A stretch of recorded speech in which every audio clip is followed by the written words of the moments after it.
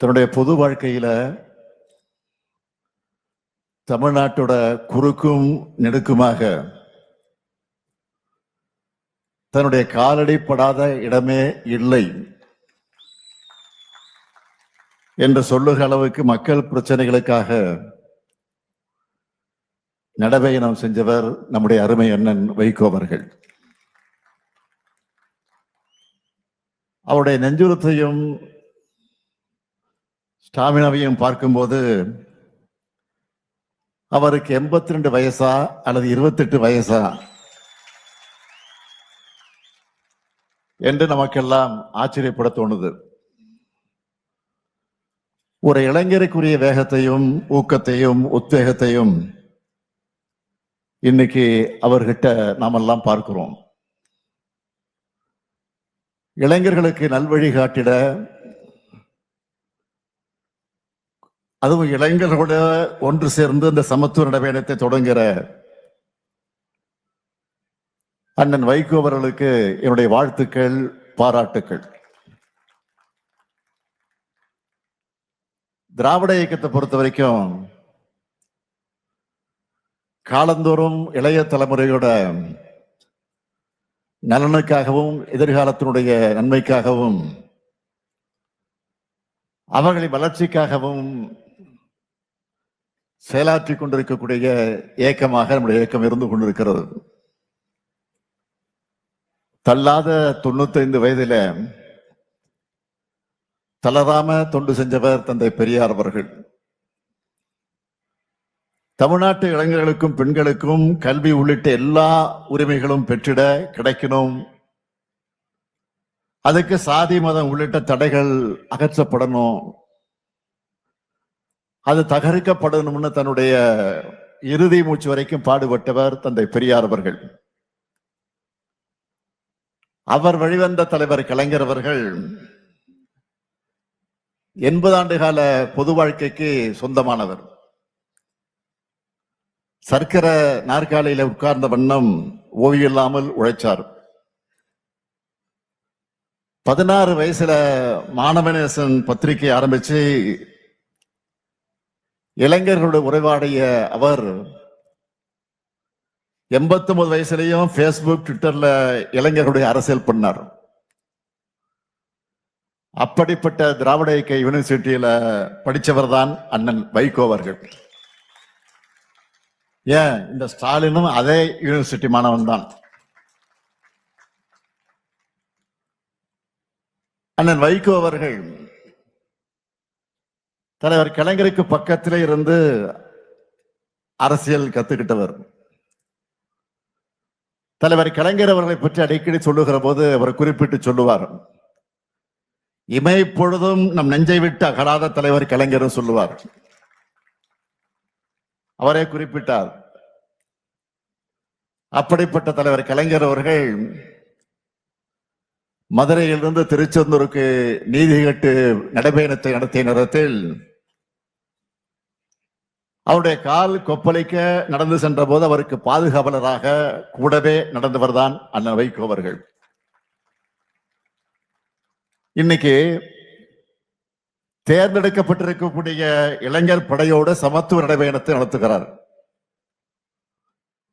இந்த நடைபயணத்தில் பங்கேற்கக்கூடிய பலரையும் நேர்ல அவரே தேர்வு செஞ்சிருக்கிறார். அது எப்படி தெரியுமா?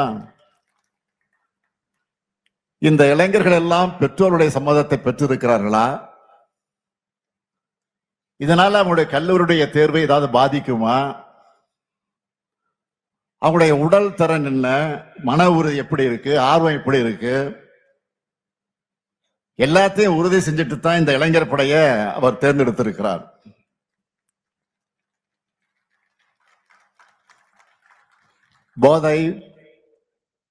போதைப் பொருள், அந்த போதைப் பொருள் ஒழிப்பு,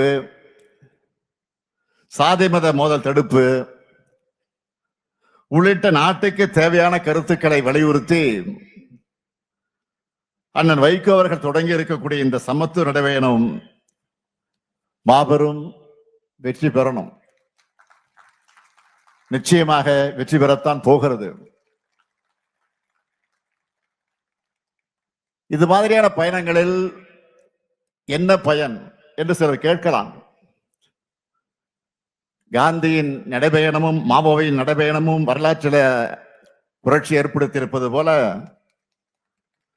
அந்த தாக்கத்தை அவங்க உணரணும். இப்படியான நடைபயணங்கள் தான் தலைவர்கள் மக்கள்கிட்ட போய் எளிய வகையில சுலபமான முறையில நேரடியாக தங்களுடைய கருத்துக்களை சொல்ல முடியும். அந்த நடைபயணத்தோட தேவை குறித்தும் அதில் உள்ள நியாயங்கள் குறித்து மக்கள் பேச தொடங்குவாங்க. மக்கள் பேச பேசத்தான் அந்த பிரச்சனைக்கு தீர்வு காண முடியும்.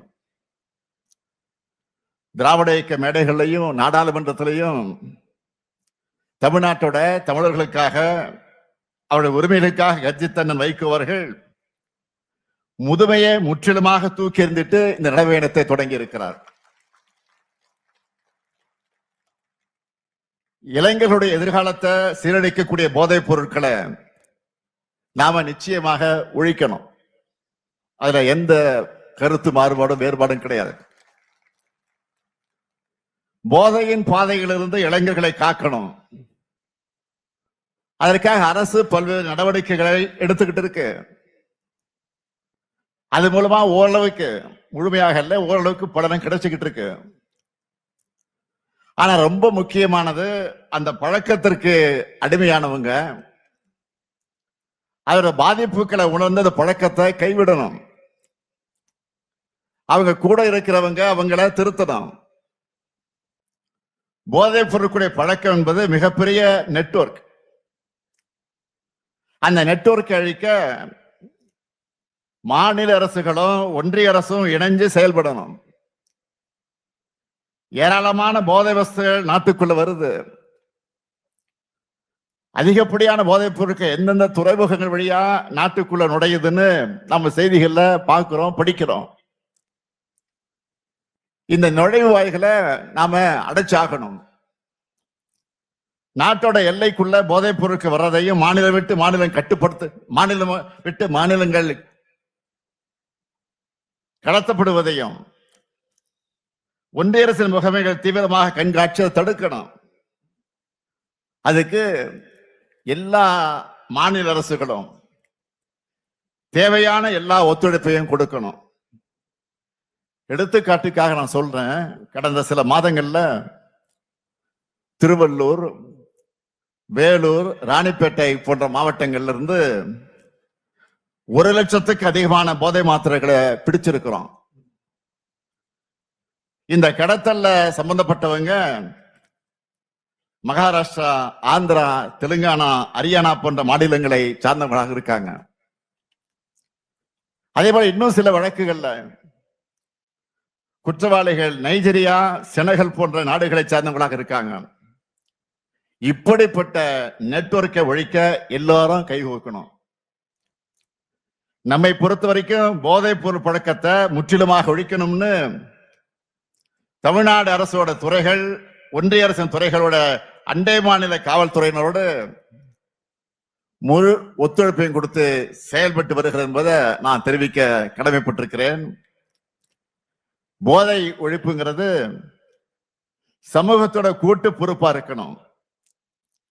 முக்கியமா கலைத்துறை சார்ந்தவங்க பொறுப்புணர்ச்சியோடு தங்களுடைய படைப்புகளை உருவாக்கணும். போதையின் தீமைகளை சொல்றது தப்பில்லை. அதை குளோரிஃபை பண்றது ஒரு தலைமுறையே சீரழிச்சிடும். அதே போல பெற்றோர்கள் தங்கள் குழந்தைகள் பாசத்தை காமிக்கணும் தான், அதை மறுக்க முடியாது. அதுக்காக அவன் பாதை மாறி போகும்போது வேடிக்கை பார்த்து கொண்டிருக்க கூடாது. யூடியூப், இன்ஸ்டா ரீல்ஸ் மூலமா வரக்கூடிய ஈஸி மணி பசங்களை தவறான பாதையில கொண்டு போறதுக்கான சான்ஸ் தான் அதிகம். எனவே குழந்தைகளை பொறுப்போடு வளர்க்கணும். பெற்றோர்களை நான் கேட்டுக்கொள்கிறேன். முக்கியமா அம்மா, அப்பா, அக்கா, தங்கச்சின்னு வீட்டில் இருக்கக்கூடிய சொந்தங்கள், நம்ம வீட்டு பசங்க வழி தவறி போகாம இருக்கிறத கண்காணிக்கணும். ஒருத்தருக்கு ஒருத்தர் மனசு விட்டு பேசணும். மனவிட்டு பேசினாலே பாதி பாரம் குறைஞ்சிரும். தவறான பாதைக்கு போகக்கூடிய தேவை நிச்சயமாக இருக்காது. அதேபோல் ஆசிரியர்கள், சமூக வலைதள பிரபலங்கள்ல எல்லாருமே போதைப் பொருளுக்கு எதிரான விழிப்புணர்வை தொடர்ந்து பரப்பணும்னு நான் கேட்டுக்கிறேன். அடுத்து இன்னைக்கு நாட்டில் நிலவக்கூடிய முக்கியமான பிரச்சனை என்றால் அது சாதி மத மோதல்கள் தான். ஒன்றிய அமைச்சர் உள்ளிட்ட பொறுப்பில் இருக்கக்கூடிய பதவிகள் இருக்கக்கூடியவங்கள இப்ப வெறுப்பு பேச்சுக்களை பேசியும் இரு பிரிவினருக்கிடையே மோதலை தூண்டுகிற விதமாக செயல்படுவதை பார்க்கிறோம். தனிப்பட்ட முறையிலான நம்முடைய கொள்கைகளுக்கு நம்ம இந்திய நாட்டை ஒருமைப்பாட்டை அமைதியை சீர்குலைக்கக்கூடிய ஆசாகார வேலையை அவங்க ஈடுபட்டு இருக்காங்க. நாட்டில் இஸ்லாமியர்கள், கிறிஸ்துவர்கள், ஆதிதிராவிடர்கள், பிற்படுத்தப்பட்ட மக்கள்னு எல்லாரும் அச்சத்தினர் வாழக்கூடிய ஒரு நிலைமை இன்றைக்கு ஏற்பட்டிருக்கு. இப்போ அண்மையில் நடந்த கிறிஸ்துமஸ் சமய விழா நடந்துச்சு. அந்த சமயத்தில் நாட்டில பல்வேறு இடங்கள் நடந்த தாக்குதலை பற்றி எல்லாருக்கும் தெரியும். சில ஆண்டுகளுக்கு முன்னாடி நம்ம நாட்டில் இந்த நிலைமை இருந்துச்சா? ஊரே ஒண்ணு சேர்ந்து மகிழ்ச்சியா இருந்த காலம் போய் ஒருத்தருக்கு ஒருத்தரை எதிரியா கட்டமைக்கிற வேலையை பிளவுவாத சக்திகள் இன்றைக்கு தெளிவா செஞ்சுட்டு இருக்காங்க. அன்பு செய்ய சொல்லித்தர வேண்டிய ஆன்மீகத்தை சில கும்பல் வம்பு செய்வதற்காக பயன்படுத்துகிறாங்க. இந்த நிலையிலே தான் அண்ணன் வைகோ அவர்கள் இந்த சமத்துவ நடைபயணத்தை தொடங்கி இருக்கிறார். திராவிட இயக்கத்திற்கு பல்வேறு திருப்பு முனைகள் கொடுத்த நகர் தான் இந்த திருச்சி நகர். அண்ணன் வைகோ அவர்கள் இந்த நடைபயணம் நிச்சயமா புதிய வரலாற்றை படைக்கும். இந்த நடைபயணத்தோட தாக்கத்தை சமூக வலைத்தளர்கள் கொண்டு சேர்ந்து இளைஞர்களை பேசும் பொருளாக ஆக்க வேண்டியது ஊடகங்கள் மற்ற எல்லோருடைய கடமை. மது போதையும் அதைவிட ஆபத்தான மதவாத அரசியல் போதையும் தமிழ்நாட்டுக்குள் நுழையவிடாமல் தடுத்திட நாமெல்லாம் ஒன்று சேர வேண்டும். அண்ணன் வைகோருடைய நடைபயணம் நிச்சயமாக புதிய எழுச்சியை உருவாக்கி இருக்கிறது. அண்ணன் வைகோ அவர்கள் இந்த சமத்துவ நடைபயணம் வெற்றி பெற வேண்டும் என்று நான் வாழ்த்துகிறேன். அதே நேரத்தில் உரிமையோடு அவரிடத்தில் நான் கோரிக்கை வைக்க விரும்புகிறேன். உங்கள் அனைவரின் சார்பில் உங்களுடைய நோக்கம் பெரிதென்றாலும் உங்களுடைய உடல்நலம் எங்களுக்கு பெரிது. எனவே இந்த பயணத்தை நீங்கள் கவனமாக மேற்கொள்ள வேண்டும். அது மட்டுமல்ல, இது மாதிரியான கடுமையான நடைபயணங்களை நீங்கள் இனி மேற்கொள்ளக்கூடாது என்ற என்னுடைய அன்பான வேண்டுகோளை நீங்கள் கட்டளையிட்டால் அதை செய்வதற்கு மறுமலர்ச்சி திராவிட முன்னேற்ற கொண்டு தயாராக இருக்கிறாங்க. அதனால்தான் அந்த உரிமையோடு கேட்கிறேன். நீங்க உங்க உடல்நிலை பாதுகாக்கணும் என்று அன்பான வேண்டுகோள் இந்த நேரத்தில் உரிமையோடு கேட்டுக்கொண்டு உங்கள் பயணம் வெற்றி பெற வாழ்க வாழ்க வாழ்க என்று வாழ்த்தி விடைபெறுகிறேன். நன்றி, வணக்கம்.